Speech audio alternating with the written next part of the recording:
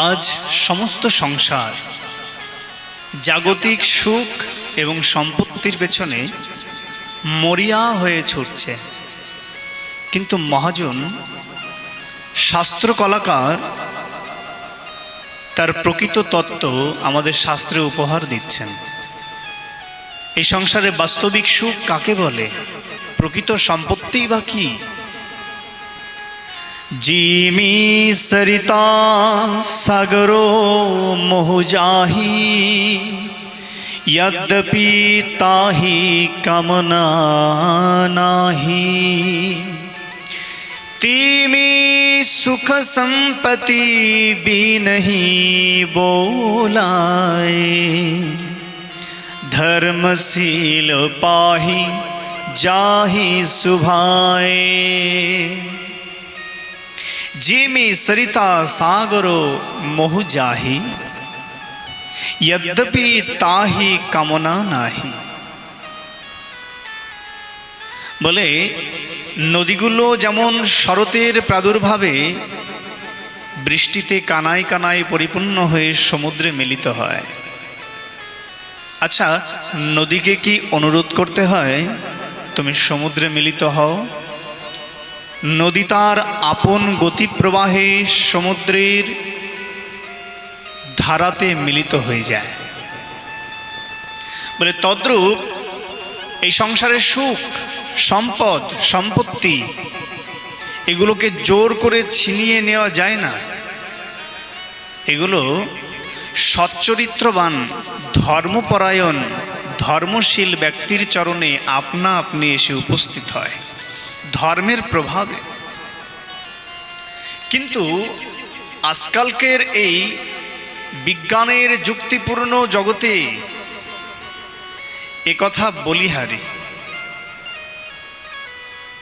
কিন্তু শাস্ত্র আমাদের চোখে আঙুল দিয়ে দেখিয়ে দিচ্ছে। বলছেন আগে তো জানো প্রকৃত সুখ, প্রকৃত সম্পত্তি কাকে বলে। যদি জাগতিক দৃষ্টিকোণ বিচারে আমরা বিবেচনা করি তাহলে সুখ কাকে বলছে? জাগতিক বিচারে সুখের উৎপত্তি স্থল পাঁচটি জায়গা।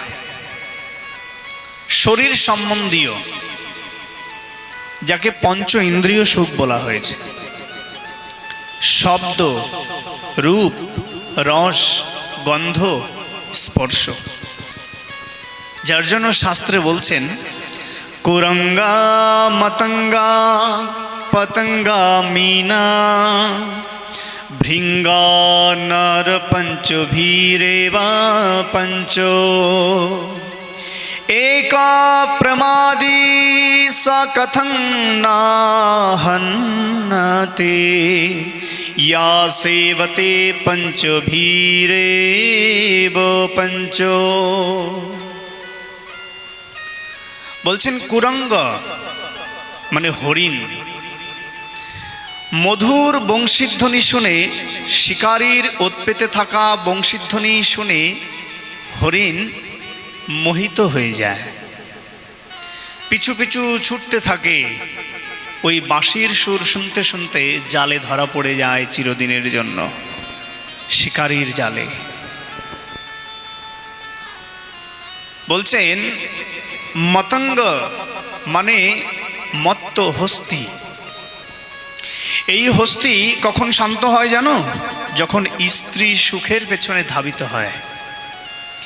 বনের বিরাট শরীরের অধিকারী হস্তিকে কিভাবে পাকড়াও করা হয় জানো?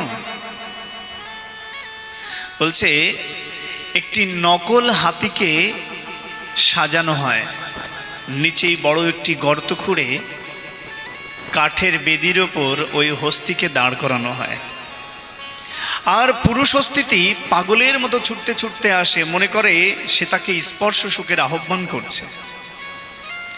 আর যখনই ওই কাঠের বেদির ওপর গিয়ে দাঁড়ায় আর একদম গর্তের মধ্যে নিপতিত হয়, আর শিকারীরা জাল দিয়ে তাকে চিরদিনের জন্য আবদ্ধ করে ফেলে, বন্ধনে আবদ্ধ হয়ে যায়।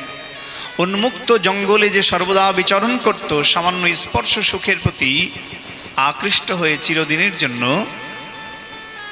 শিকারীর জালে আবদ্ধ হয়ে গেল। এরপর বলছে পতঙ্গ। পতঙ্গ যেমন প্রদীপ শিখার প্রজ্বলিত উত্তপ্ত আলোকে প্রভাকে দর্শন করে প্রভাবিত হয়ে যায়, চিন্তা করে ওই আলোর প্রভাবে মোহিত হয়ে সে তাকে আহ্বান করছে, আর দলে দলে ঝাঁপিয়ে পড়ে অগ্নিকুম্ভের মধ্যে, পুড়ে ছাই হয়ে যায়। এমন এই সংসারে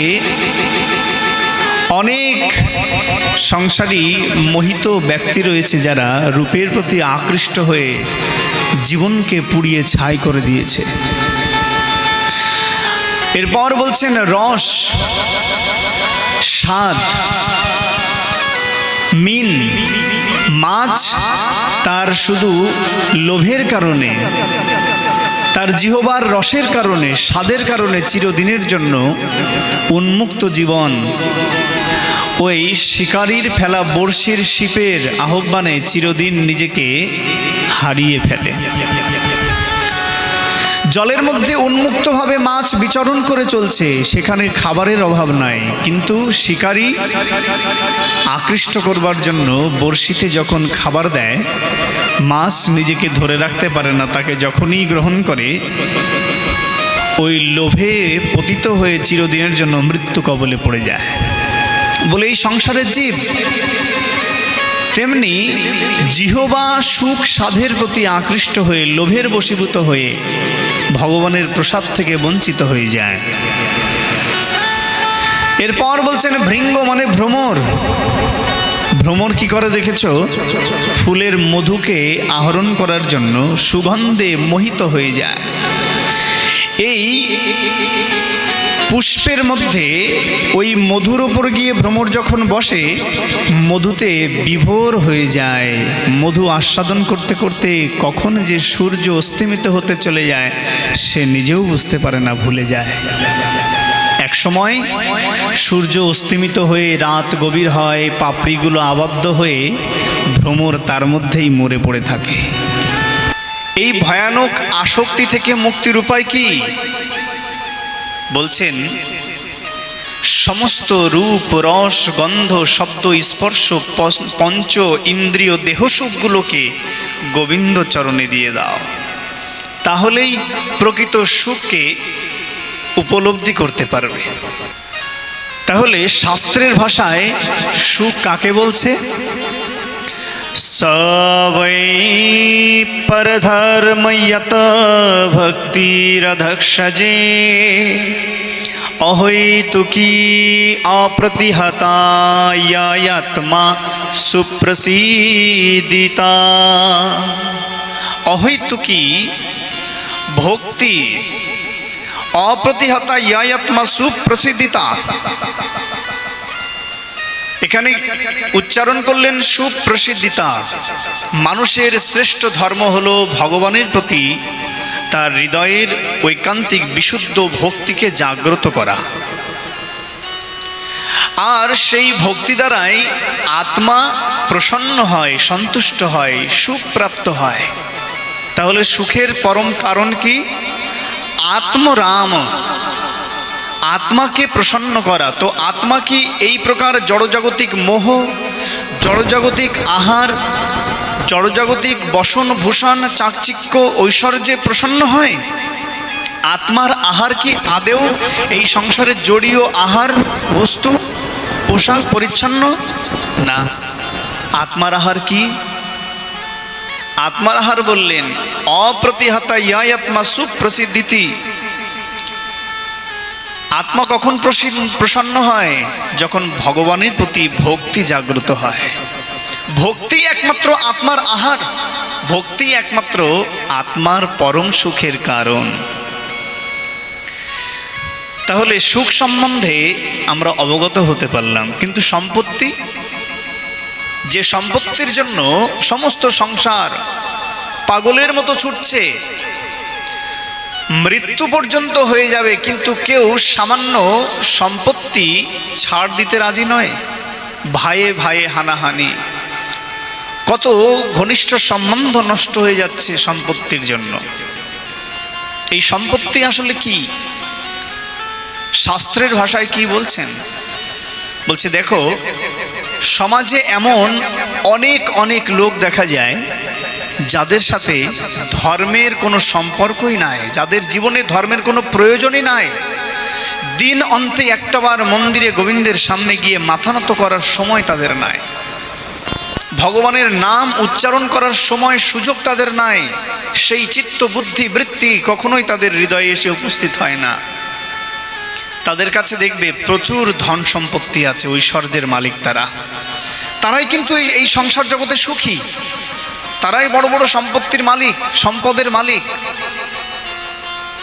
একদিন পূজ্য শ্রী কৃপালু মহারাজ, এই কৃপালু মহারাজকে প্রশ্ন করছেন একজন ভক্ত, মহারাজজি আপনি যে বললেন ধর্ম আচরণ ব্যক্তির কাছে সুখ সম্পত্তি আপনা আপনি এসে ধরা দেয়, কিন্তু আমরা তো এই জড়জগতে দেখতে পাচ্ছি যে ব্যক্তি ধর্ম আচরণ করে না তার কাছেই বেশি বেশি সুখ রয়েছে, সম্পত্তি রয়েছে, অর্থ প্রতিপত্তি বৈভব রয়েছে। তাহলে কে প্রকৃত সুখী এই সংসারে? ধর্ম আচরণকারী ব্যক্তি নাকি যার কাছে প্রচুর সম্পত্তি রয়েছে, যার কাছে বিলাসবহুল বাড়ি গাড়ি ঐশ্বর্য বৈভব রয়েছে? কৃপালু মহারাজজি খুব সুন্দর উত্তর দিলেন। বলছে, আরে বেটা, সম্পত্তি কাকে বলে আগে তো সেটা জানতে হবে। দুইভাবে সম্পত্তির সৃষ্টি হয়, দুইভাবে সম্পত্তি মানুষের জীবনে আসে। এক হলো ধন রূপে, ঐশ্বর্য অর্থ রূপে, আর দুই হলো শ্রী রূপে। শ্রী মানে লক্ষ্মী। কি করে বুঝবে কার কাছে লক্ষ্মী আছে আর কার কাছে জাগতিক ধন অর্থ আছে? বলে দেখো, যার অর্থ উপার্জন করার পর, যার ধন সম্পত্তি প্রাপ্ত হবার পর সৎকর্ম করার ইচ্ছা জাগ্রত হয়, যার অর্থ থাকা সত্ত্বেও প্রত্যেকটা সময়ে মহৎ কর্ম করার ইচ্ছা জাগ্রত হয়, ধর্ম আচরণ করার ইচ্ছা জাগ্রত হয়, ভগবত পথে অর্থ ব্যয় করার ইচ্ছা জাগ্রত হয়, সাধু সেবা দেবার জন্য মনটা কাঁদে। বলছে জানবে তার কাছে সাক্ষাৎ শ্রীজি লক্ষ্মী রয়েছেন।